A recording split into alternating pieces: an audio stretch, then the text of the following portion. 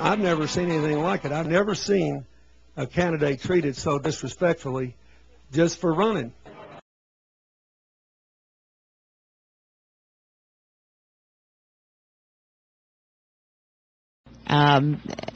And I couldn't do it if I just didn't, passionately believe it was the right thing to do.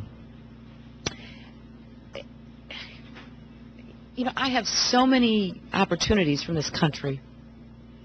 I just don't want to see us fall backwards. So.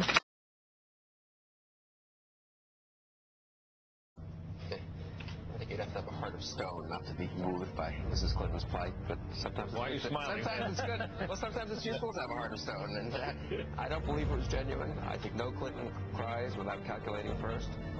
And I think this was, if it was genuine, it was entirely solipsistic and narcissistic. It's all about her. Big news from New Hampshire tonight is it cries. After spending decades stripping away all trace of emotion, femininity, and humanity, Hillary Clinton actually broke down and actually cried yesterday on the campaign trail. Well, Nora, something else happened in New Hampshire that we're still analyzing within the Barack Obama campaign. First of all, we're moving on to South Carolina. But there were tears that melted the Granite State. And those tears that Mrs. Clinton cried on that day clearly moved voters. She somehow connected with those voters. But those tears also have to be analyzed. They have to be looked at very, very carefully in light of Katrina, in light of other things that Mrs. Clinton did not cry for, particularly as we head to South Carolina, where 45% of African Americans will participate in the Democratic contest, and they see real hope in Barack Obama. We saw something very clever in the last week of this campaign, coming out of Iowa, going into New Hampshire. We saw a sensitivity factor, something that Mrs. Clinton has not been able to do with voters, that she tried in New Hampshire.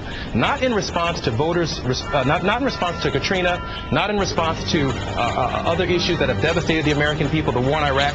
We saw tears in response to her appearance. So her appearance brought her to tears, but not Hurricane Katrina.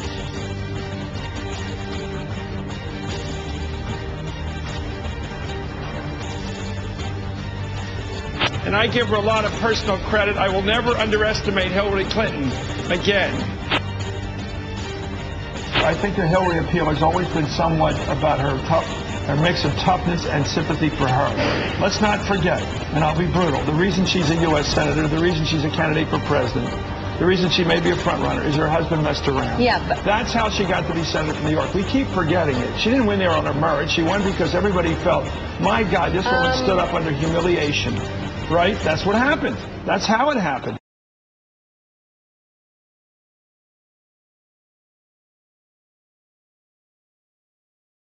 I'm like, Hillary is a big fucking whore too, okay?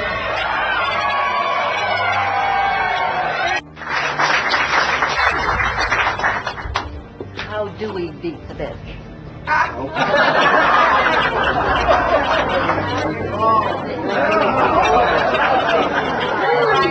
She thinks her problem is she's a woman. Her problem is she's Hillary Clinton.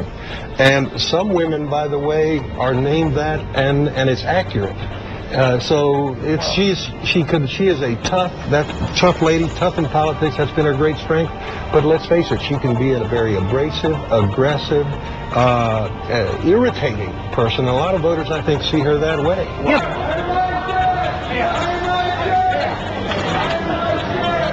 Oh, the remnants of sexism, alive and well. When you look at the calculation that goes into everything that Hillary Clinton does, for her to argue that she was not aware of what she was communicating by her dress is like Barry Bonds saying he thought he was rubbing down with flaxseed oil, okay? Doesn't it seem like she's being her husband? But doesn't it seem like Chelsea's sort of being pimped out in some weird sort of way? Well, first of all, let's be honest here. Hillary Clinton is Glenn Close in Fatal Attraction. She's going to keep coming back, and they're not going to stop her. But what? Well, this person says that Hillary's a vampire. She's sucking the blood out of Barack Obama, and you can watch him wilt, and she gets healthier and healthier every day. The question is, which Hillary Clinton's going to show up? In the last few days, we've just about seen it all. At Thursday's debate in Austin, Texas, Clinton showed a softer side. A couple of days later, she morphed into a scolding mother. She wasn't finished. resembling someone with multiple personality disorder. Last Sunday, Clinton mocked Obama. Joe, what do we make of that? I mean, most people have mood swings and attitudes, but you say what you think. It comes across as a little schizophrenic. That's what's going on. Those are the super delegates who are going to have to really decide this. Right, the one who, or somebody who can take her into a room and only he comes out. Yes, that kind of equation. Yes, exactly. Campaigning in Chicago, Michelle Obama today told women why her husband should be the next president of the United States. One of the things, the important aspects of this race is role modeling what good families should look like. And my view is that if you can't run your own house, you certainly can't run the White House. Can't do it.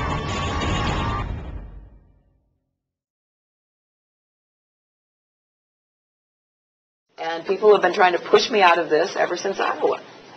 And Why? I find that, I don't know. Why? I don't know. I find it curious because it is unprecedented in history. I don't understand it. And, you know, between my opponent and his camp and some in the media, there has been this urgency to end this. And, you know, historically that makes no sense. So I find it a bit of a mystery. You don't buy the party unity argument? I don't, because, again, I've been around long enough. You know, my husband did not wrap up the nomination in 1992 until he won the California primary somewhere in the middle of June, right? We all remember Bobby Kennedy was assassinated in June in California. You know, I don't understand it.